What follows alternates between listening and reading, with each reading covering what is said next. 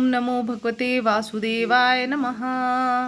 चैत्र मास के कृष्ण पक्ष की एकादशी को पाप मोचनी एकादशी कहते हैं।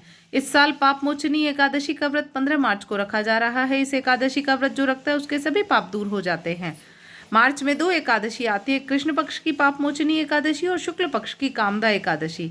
पाप मोचनी एकादशी की कथा आइए पढ़ते हैं।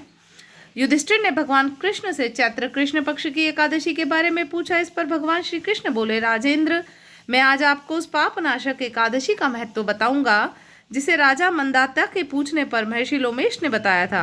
बहुत समय पहले की बात है। अप्सराएं चैत्ररथ नामक वन में गंधर्वों की कन्याओं के साथ गाजे बजाते हुए घूम रही थी। तभी मचु घोषा नाम की एक अप्सरा मुनिवर मेधावी को मोहित करने के लिए गई। वह महर्षि उसी वन में रहकर तपस्या और ब्रह्मचर्य का पालन कर रहे थे। मजुघोषा मुनि के डर से आश्रम से थोड़ी दूर रुक गईं और मुनि को मोहित करने की कोशिश करने लगे। इस तरह वो सुंदर तरीके से वीणा को बजाती हुई मधुर गीत गाने लगी। मुनि श्रेष्ठ मेधावी घूमते हुए उधर जा निकले और उस सुंदरी अप्सरा को इस प्रकार गान करते देख मोह के वशीभूत हो गए। मुनि की ऐसी अवस्था देख मजुघोषा उनके पास आई और उनका आलिंगन करने लगी। मेधावी भी उसके साथ घूमने लगे। कामवश रमण करते हुए उन्हें रात और दिन का भी ध्यान नहीं रहा। इस प्रकार मुनि को अप्सरा के साथ रमण करते देख उन्हें बहुत दिन बीत गए। एक दिन मजुघोषा ने वापस अपने देवलोक जाने की बात कही। जाते समय उसने मुनि श्रेष्ठ मेधावी से कहा, अब मुझे अपने देश जाने की इजाजत दीजिए। मेधावी बोले, जब तक सुबह ना हो जाए तब तक मेरे पास ही ठहरो। अप्सरा ने कहा, अब तक न जाने कितनी शाम और सुबह चली गई मुनिदेव, और कितना मैं यहाँ ठहरूं। मुझ पर कृपा करके बीते हुए समय के बारे में तो सोचें। एकदम से अप्सरा की बात सुनकर मेधावी को बहुत आश्चर्य हुआ। उस समय उन्होंने बीते हुए समय का हिसाब लगाया तो मालूम हुआ कि उसके साथ रहते 57 वर्ष हो गए। अपनी तपस्या का विनाश करने वाली जानकर मुनि को इस पर बड़ा क्रोध आया। उन्होंने उसे श्राप देते हुए कहा, पापिनी तू पिशाचिनी हो जा।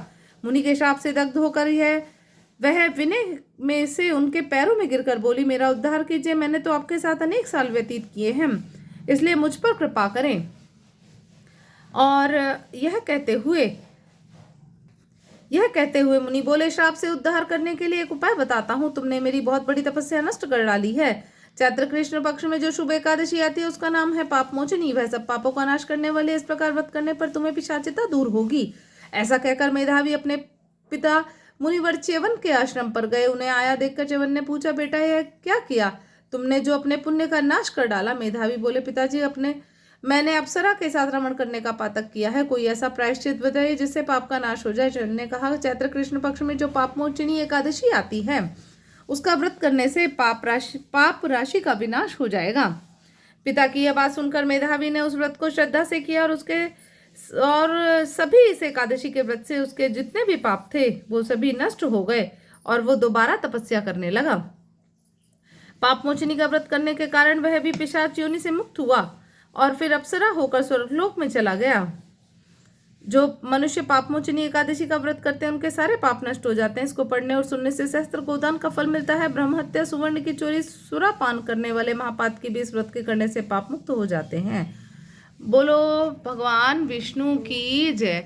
बोलो राधा मैया की जय। बोलो एकादशी माता की जय। तुलसी महारानी की जय।